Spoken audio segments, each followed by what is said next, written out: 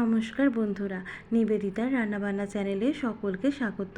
এই মাছটা দেখে তোমরা আশা করি সবাই বুঝতে পারছো এটা কী মাছ। হ্যাঁ, তোমরা ঠিকই ধরেছো, এটা হলো ল্যাটা মাছ। অনেক বাঙাল বাড়িতে এই প্রচলনটা রয়েছে, বাড়ির বউ এলে পরে তাকে এই ল্যাটা মাছটা ধরতে হয়। আমরা অনেকেই এই মাছটা সঙ্গে পরিচিত, আবার অনেকেই পরিচিত নয়। যাই হোক, লাউ দিয়ে আজকে এই ল্যাটা মাছটা বানিয়ে তোমাদের সঙ্গে শেয়ার করব। এই গরমকালে লাউ দিয়ে ল্যাটা মাছটা খুব সহজ, খুব উপাদেয় এবং খুব সুষম একটা রেসিপি। চলো এরকম হালকা পাতলা করে একটা লাউ ডাঁটার রেসিপি তোমাদের সাথে শেয়ার করি। তার জন্য লাউটাকে আমি ডোমো ডোমো করে বড় বড় করে কেটে রেখেছিলাম, আলুটাকেও কেটে রেখেছিলাম। কড়াইতে তেল গরম করে নিয়ে মাছগুলোকে হালকা হাতে ভেজে নেব। একটা মিক্সিং জারের মধ্যে 1/2 ইঞ্চি আদা, কিছু জিরে আর কিছু স্বাদ মতন কাঁচা লঙ্কা ব্লেন্ড করে নেব।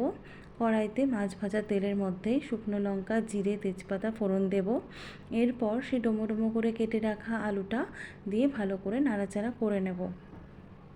বন্ধুরা, এই লাউ ল্যাটা রেসিপিটা খুব প্রচলিত একটি রান্না, তোমরা সকলেই জানো। কিন্তু আমরা অনেক রকমভাবে বানিয়ে থাকি। তবে আমি যেরকমভাবে এই সমস্ত রান্নাগুলো করে থাকি সবই আমি তোমাদের সঙ্গে সেগুলো শেয়ার করে থাকি। আর এই ল্যাটা মাছ, সেগুলো তো আমরা বাঙাল বউ যারা যারা রয়েছি তারা তো আমরা খুব পরিচিত এই ল্যাটা মাছের সঙ্গে। যাই হোক, আগেকার দিনে তো ল্যাটা মাছ পুরোপুরি ধরতে হতো, জলের মধ্যে মাছটাকে রাখা হতো, সেটা ধরতে হতো। এখনকার দিনে আমাদের শাশুড়ি মায়েরা একটা রুমালের মধ্যে মাছটাকে আগে থেকে ধরে আমাদের হাতে দিয়ে দেন। আমার শাশুড়ি মাও তাই করেছিলেন, রুমালের মধ্যে মাছটাকে জড়িয়ে আমার হাতে দিয়ে দিয়েছিলেন। আমাদেরকে অত কষ্ট করতে হয়নি ল্যাটা মাছ ধরার জন্য। যাই হোক, আলুটা যখন হালকা হালকা ভাজা হয়ে গেছিলো, লাউটা আমি দিয়ে দিয়েছিলাম। সামান্য স্বাদ মতন লবণ দিয়ে ভালো করে নাড়াচাড়া করে নিয়েছিলাম। তারপর সামান্য হলুদ গুঁড়ো, একটু কাশ্মীর লঙ্কা গুঁড়ো দিয়ে খুব ভালো করে কষিয়ে নিচ্ছিলাম। এই লাউ ল্যাটা রেসিপিটা গরম ভাতের সঙ্গে ভালো লাগে, আর এটা খুব সহজপাচ্য একটা রান্না। আর আমি এটাকে আমার মতন করে তোমাদের সঙ্গে শেয়ার করলাম। আদা জিরে বাটা যে জলটা ছিল সেটা আমি এর মধ্যে দিয়ে নিয়েছি।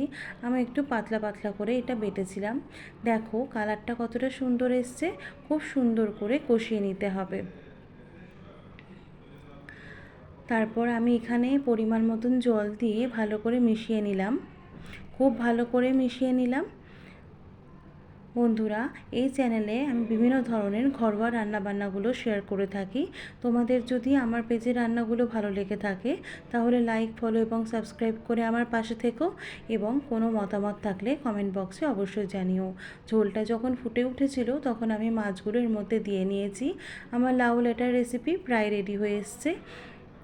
ভালো করে সব কিছু মিশিয়ে নেওয়ার পরে আমি এটা ঢাকনা বন্ধ করে 10 মিনিট স্ট্যান্ডিং টাইমে রেখে দেবো। আমি আলাদা কোনো মশলা এর মধ্যে ব্যবহার করি না, পেঁয়াজ রসুনও ব্যবহার করি না। কিছু কিছু জিনিস এরকমভাবে রান্না করলে খুব সুন্দর হয় খেতে। আমার লাউ ল্যাটা প্রায় রেডি হয়ে গেছে। চলো তোমাদের সঙ্গে শেয়ার করে নিচ্ছি। 10 মিনিট পরে দেখো আমার লাউ ল্যাটাটা ঠিক এরকমভাবে এসছে। এরকম একটা সহজপাচ্য খাবার দুপুরবেলায় গরমকালে খুব ভালো লাগে।